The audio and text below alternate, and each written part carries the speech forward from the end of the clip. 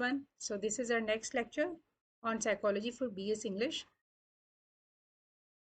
This is a series of This is a series of psychology methods that we are doing. We have started discussing the methods of psychology, and this is the fifth or sixth lecture in that connection. This is the seventh lecture on methods of psychology for experimental method. Today we are going to discuss experimental method. To determine the cause of our behavior, experimental method is helpful.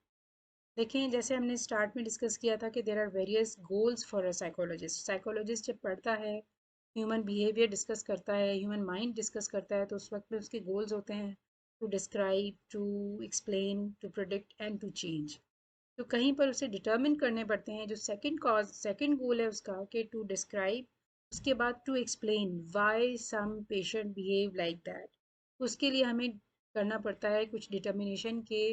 Experimental method उसके लिए ज़रूरी होता है, जहाँ पर हम find out कर सकें कि व्हाट इज़ द कॉज, किसी बिहेवियर की वजह क्या हो सकती है. जहाँ पर हम ये जानना चाहें, उस मकसद के लिए एक्सपेरिमेंटल मेथड यूज़ होता है. In this method, researcher manipulate the variable they think is causing some behavior. कोई ऐसा फैक्टर जो रिसर्चर समझता है या जो साइकोलॉजिस्ट समझता है कि इस वजह से इसको ये प्रॉब्लम है मेरे पेशेंट को, तो वो उस वेरिएबल को चेंज करता है वक्ती तौर पे, while holding all the other variables that might interfere with the experiment's results constant and unchanging. और बाकी सारे वेरिएबल्स को जिनको वो समझता है फैक्टर्स को ये इन वजह से चेंज नहीं होते या इसकी वजह से ये डिस्टर्ब नहीं हो रहा इनका बिहेवियर, उनको कंट्रोल नहीं करता. बाकी सिर्फ एक वेरिएबल जो वो समझता है रिस्पॉन्सिबल उसके इस बिहेवियर का, उसे वो कंट्रोल करता है. This is called experimental behaviour, experimental method. In this way they get changes in behavior. They know that those changes must occur due to the manipulated variable. वहाँ उसे कंफर्म होता है कि ये हमने मैनिपुलेट किया या चेंज किया या कंट्रोल किया जो वेरिएबल, उसकी वजह से अब इसका बिहेवियर चेंज हो गया है. तो वो एक्सपेरिमेंट था या तजर्बा था. इसके नाम से ही हमें जानना चाहिए कुछ कि experimental means related to experiment या तजर्बे वाला तरीक़ेकार. Experiment is a key aspect of experimentation method. Experiment is an observation under controlled situation. अब देखें, दो बातें हैं. अगर याद है आपको कि ऑब्जर्वेशन बिल्कुल शुरू में हमने नोट किया था. ऑब्जर्वेशन से मुराद है किसी चीज़ को जो है वो एज इट इज़ ही नोट करना, जबकि एक्सपेरिमेंट से मुराद है उसमें कुछ चेंजेस करना. कोई ऐसी चीज़ जो फील होती है आपको कम कर देना, ज़्यादा कर देना, या उसको कंट्रोल्ड बिहेवियर करवाना और फिर उसके बाद ऑब्जर्व करना. That is called experiment. ये तजर्बा है और ये मुशाहिदा है. इसमें एक उन्होंने तजर्बा करके देखा है. ये चीज़ मैंने कम की. जैसे आज देखें, आप कोई ऐसा काम करते हैं आप खुद भी जिसमें आपको लगता है कि ये इस वजह से हो गया है. ओके, मैंने बहुत ज़्यादा देर तक चाय को बॉईल किया है, इसकी वजह से शायद ये ऐसा हो गया. ये आपकी ऑब्जर्वेशन थी. उसके बाद आप उसको बॉईल करने को कंट्रोल करते हैं कि जी ये एक्सपेरिमेंट है मेरा, आज मैंने कम बॉईल की है, तो ये अपने एक फैक्टर वेरिएबल एक मैनिपुलेट कर दिया, उसको कंट्रोल कर दिया, तो उसे कहते हैं हम एक्सपेरिमेंट मेथड. तो वो कंट्रोल्ड सिचुएशन में किया जाने वाला कोई भी psychological method, that is called experiment. Lekin there are some problems with the experimental method.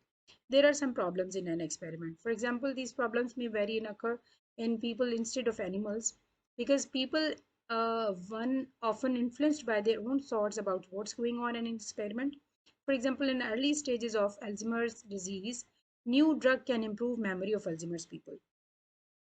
जो इस डिजीज़ के पेशेंट हैं उनके पास कोई एक ड्रग आई जिसकी वजह से उनको कोई उनकी मेमोरी इम्प्रूव हुई. Does this drug really helps to improve memory?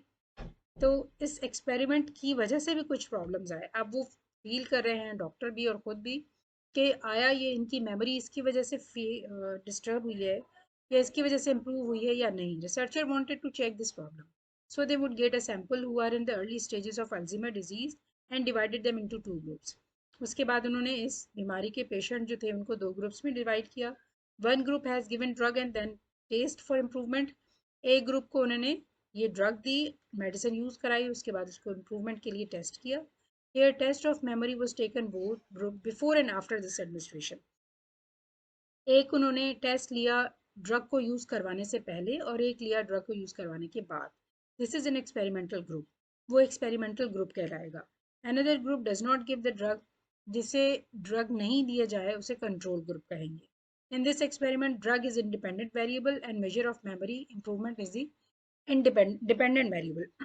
अब ऐसे ऐसा समझें कि वो लोग जिनको कुछ लोगों को ड्रग दी गई फिर उनका टेस्ट लिया गया, कुछ लोगों को ड्रग नहीं दी गई उसके बगैर उनका टेस्ट लिया, ताकि हमें देखा जाए कि इनका इनका जो मेमोरी इम्प्रूवमेंट है वो कोई ड्रग की वजह से है या कि नहीं है. तो ये पूरा प्रोसेस कहलाएगा एक्सपेरिमेंटल. अब इसमें देखें प्रॉब्लम कहाँ आ रहा है. प्रॉब्लम यहाँ आ रहा है कि साइकोलॉजिस्ट में या फिर मेडिसिनल एक्सपेरिमेंट्स में समटाइम्स एनिमल्स आर देयर. जैसे कि आप कहें कि रेट्स बायोलॉजिकली हमसे बहुत ज़्यादा सिमिलर हैं, हमसे मुराद ह्यूमन बींग्स से, और फ्रॉग्स या रेट्स या चिंपैंजीज और गोरिलाज या मंकीज, तो उन पर हम डिफरेंट एक्सपेरिमेंट्स करते हैं. अब एनिमल्स का कोई नुकसान होता है तो वो एनिमल्स हमें शिकायत नहीं करते, वो नहीं हमें कह सकते कि they can not cry, they can not gate complain against us. लेकिन जब इंसानों का कोई खुदा न खास्ता ऐसे आगे पीछे नुकसान होता है तो वो यकीनन क्राई करते हैं कि जी ये हमारा प्रॉब्लम हो गया है, हमारी मेमोरी पे असर पड़ा है, या हमें जो है एनेस्थीसिया दिया था उससे हमारी मेमोरी थोड़ा सा वीक हो गई है. तो ऐसी चीज़ें यकीनन इंसान कंप्लेन ज़रूर करते हैं. इसलिए ये कुछ प्रॉब्लम्स हैं जो एक्सपेरिमेंटल मेथड में देखने में आते हैं, साइकोलॉजिस्ट इनसे अंडरगो करते हैं. Another way that someone's expectations about the outcome of the experiment can influence his results. कभी कभी हम हमारी यानी कि साइकोलॉजिस्ट की या डॉक्टर्स की एक्सपेक्टेशंस ऐसी होती हैं कि रिजल्ट ऐसा आएगा. Experimental effect in the tendency of experiments expectations for a study to unintentionally influence the results of the study. तो वो unintentionally results पे भी फर्क डालती हैं. This effect happens in experiment. When experimenter is giving some rules, clues about the responses of the subject in experiment, body language, tone of voice, or even eye contact of the experimenter can affect on the subject's responses. कभी कभार हमें जो experiment कर रहा है उस doctor की body language ऐसी है या उस डॉक्टर की या साइकोलॉजिस्ट की कुछ ऐसा बिहेवियर है जो एक्सपेरिमेंटर जो है वो चाहते ना चाहते उसकी वजह से चेंज ला रहा है या वो नहीं बता रहा खुल के, तो वो that is called subjects responses in experiment is called experimenters effect. Experiment करने वाले का इफेक्ट हम पे ऐसा पड़ता है या सब्जेक्ट पे. याद रखें सब्जेक्ट वो होता है जिसके ऊपर एक्सपेरिमेंट किया जाए और एक्सपेरिमेंटर वो होता है जो एक्सपेरिमेंट खुद कर रहा है. तो ये दोनों मिलकर ये इसके इफेक्ट के अंडर आकर बाज़ात खुलकर चीज़ों को वाजे नहीं भी कर पाते, तो ये भी प्रॉब्लम एक आता है एक्सपेरिमेंटल डिजीज़ में, आई मीन एक्सपेरिमेंटल मेथड में. अब कुछ एडवांटेजेस हैं इसके. This is the most scientific and accurate method and meets all the criteria of the scientific method.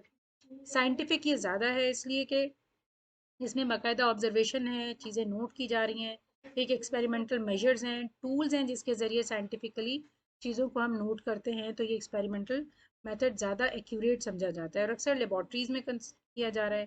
कोई इसमें ऑब्जर्वेशन कोई घर कोई ऐसा नहीं है कि जिसमें आपको चांस लगे कि कुछ ऑब्जेक्टिविटी का चांस ज़्यादा है. Experimental controls experimental situation due to that we'll get objective information. सारी चीज़ें कंट्रोल की हुई होती हैं इसलिए ऑब्जेक्टिव इन्फॉर्मेशन आती है हमारे पास. और repetition which allows to do experiment again and again to verify the conclusions. और ऐसा भी है कि रिपीट भी कर सकते हैं, हम कोई एक्सपेरिमेंट किया उसको रिपीट करें ताकि वेरीफाई कर सकें कि जो रिजल्ट उसमें आए हैं आया वो ठीक है या नहीं. And possible to establish cause and effect. और अक्सर जगह पर कॉज एंड इफेक्ट देखा जाता है. जैसा देखिए हमने लास्ट में भी डिस्कस किया कि कोई कॉज ऐसा है कि जिसकी वजह से उसका अफेक्ट ऐसा हुआ है तो बिहेवियर इसका चेंज हुआ है, तो ये कॉज एंड इफेक्ट रिलेशनशिप को भी एक्सप्लेन करता है रिसर्चर या psychologist in experimental method. Clarify and objectivity, clarity and objectivity in conclusion. और कंक्लूजन जो आते हैं रिजल्ट्स आते हैं उसमें बिल्कुल एक क्लैरिटी होती है, ऑब्जेक्टिविटी होती है उसमें, तो experimental method becomes more reliable.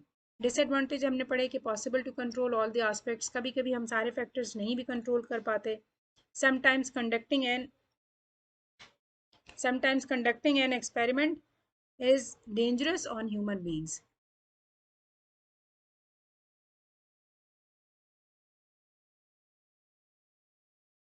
Sometimes conducting experiment is dangerous on human beings as we discussed due to surgery on brain.